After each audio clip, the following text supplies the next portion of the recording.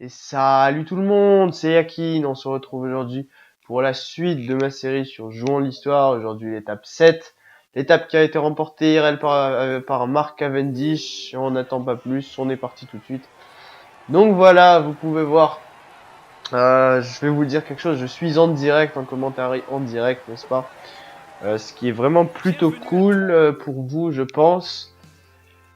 C'est vraiment cool quand on est parce que ça rajoute beaucoup de choses, parce que déjà le commentaire est en direct, du coup ça change beaucoup de choses, vous pouvez voir mes réactions en direct, c'est vraiment cool ça je pense. Ça rajoute beaucoup de choses à mes vidéos. Donc voilà, on peut voir qu'ils sont tous en train de perdre la barre comme des cons, parce qu'il y a une échappée qui n'arrivait pas à se former, maintenant c'est bon, ils ont réussi à se former. Vincenzo Nibali dans l'échappée, tout à fait logique, n'est-ce pas? Sur un tour normal, ça arrivera jamais, mais comme on est sur une étape simple, ça arrive. J'ai un peu du mal à parler, je parle du nez, c'est un peu n'importe quoi. Enfin bref. Je suis avec l'équipe Ethics parce que c'est Cavendish qui a gagné l'étape. Vous savez peut-être pas, mais je déteste cette étape parce que le sprint final est sur un faux plat montant. Et en plus, il y a un virage 1,5 km de l'arrivée. Et comme l'IA prend toujours, l'intelligence artificielle prend toujours les virages mieux que nous, enfin, les virages, genre, dans les descentes, c'est vrai que les virages à 180 degrés, ils les prennent pas très bien. Très mal même. C'est pour ça qu'on récupère beaucoup de temps dans les descentes. Mais les virages à 90 degrés et moins, 45 degrés et tout ça, bah ils les prennent très bien par rapport à nous. Ils les prennent à une très grande vitesse sans même ralentir, alors que nous on fonce dans la barrière si on fait ça. Et des fois on peut chuter, du coup c'est pas très cool. Et du coup, à chaque fois, les autres sprinters réussissent à me dépasser. Et après, je fais de la grosse merde. Parce que je suis obligé de sprinter. Et du coup, eux, ils peuvent sprinter après moi. Et du coup, je ne gagne pas l'étape. Mais Mark Cavendish a de la puissance. Et je crois en lui. Il est capable de le faire. Donc à partir de maintenant, c'est plus comme d'habitude. Je vais plus vous prendre toujours la victoire. Là, je vais faire un seul essai. Si ça passe, ça passe. Si ça passe pas, c'est pas grave. En tout cas, vous savez que je vais donner le maximum pour que ça passe. Je vais me donner à fond pour que ça passe, et ça devrait passer. Je suis pas avec le dernier des Google, je suis avec Cavendish, je viens de donner mon ravitaillement comme un con. Je me sens bête. Je me sens extrêmement bête parce que j'en aurais besoin de ce ravito. Et j'en aurais vraiment besoin. Parce qu'on est en champion là. Ah ouais. Du coup, je serais obligé de pas rouler. En fait, parce que moi sur les étapes de sprint, vous l'avez vu très probablement avec Stibar, j'adore rouler à fond, à fond, à fond, à fond, à fond pour fatiguer les sprinters. Mais là, c'est peut-être eux qui vont le faire à ma place. Voilà, on reprend à 6 km de l'arrivée. Vu que j'ai pas de stratégie pour fatiguer les sprinters, je suis un peu obligé.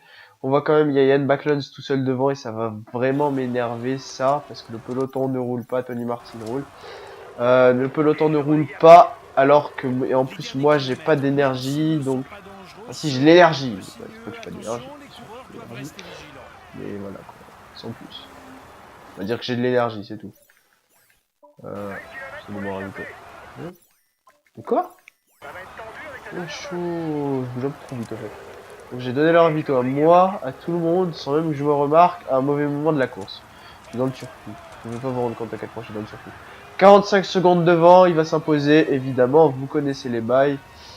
Le mec qui résiste pendant 20 km tout seul, totalement infaisable en vrai, mais qui le fait sur le jeu, parce que le mode champion, bien sûr, on est en champion, vous pouvez le voir.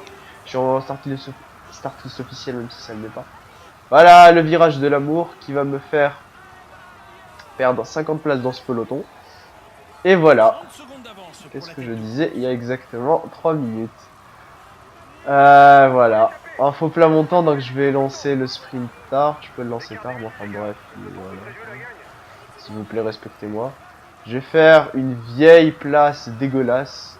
Je sais même pas si j'ai déjà gagné cette étape tout seul. Bref, 11ème, voilà Cavendish, GG à toi. Tu es un génie, tu es dans le turfu. C'est pas grave, j'ai pas envie de rejouer cette étape parce que je sais que je la gagnerai jamais. Enfin, c'est faisable, elle est gagnable facilement. Faut juste être bien mieux placé dans le peloton juste avant le virage. Faut essayer d'avoir un poisson pilote qui sprint et genre prendre sa route dans le virage, comme ça tu suis direct. Mais bon, j'ai pas envie de le refaire parce que je sais que ça va prendre trop de temps et je suis même pas sûr de le refaire la prochaine fois. Bon, enfin bref, on va se retrouver très bientôt. Enfin, non. On ne va pas se retrouver très bientôt. Enfin, si, on va se retrouver très bientôt pour la prochaine étape, n'est-ce pas? L'étape 8. avec Alexis Villarmoz, et là je pense qu'on va en chier, même si Stibar fait devant moi, Kwiatkowski, évidemment à la base vous connaissez les bails. Stibar règle le sprint du peloton, on en parle. Ah oui, chaud, parce que Backlund s'il a gagné il est devant, mais Stibar règle le sprint du peloton devant Greipel. Il bat Greipel, il bat Kokar, Van Avermaet, Wally, t'es mort. Ok, toujours plus, Sagan qui se fait baiser comme moi, comme Cavendish avec moi, Cavendish, bref. On ne dira rien. On ne dira rien, on ne dira rien. Donc voilà, j'espère que cette vidéo vous aura plu. En tout cas, on se retrouve très bientôt avec l'étape 8, avec Alexis Villarmoz. Celle-là, je sais qu'on peut la gagner. Et je vais tout faire pour le faire, celle-là. Je vais vraiment tout faire pour le faire, même si je dois faire 2 ou 3 essais. Je pense que celle-là, je vais essayer plusieurs fois si je réussis pas du premier coup.